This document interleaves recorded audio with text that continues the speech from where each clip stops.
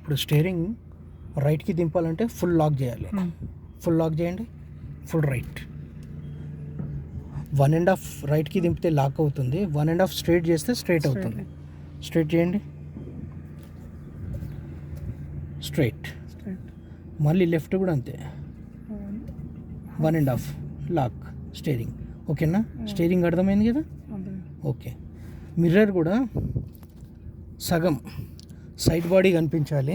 ఇలా సగం, ఈ సగం సైడ్ బాడీ కనిపించాలి. ఈ సగం ఈ సైడ్ది కనిపించాలి. ఈ సగం వచ్చి అక్కడ సైడ్ది కనిపించాలి.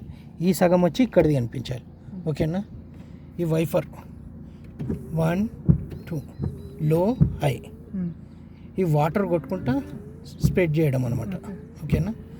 ఇండికేటర్ లెఫ్ట్ వేస్తే లెఫ్ట్ ఇండికేటర్, రైట్ వేస్తే రైట్ ఇండికేటర్. ఓకేనా?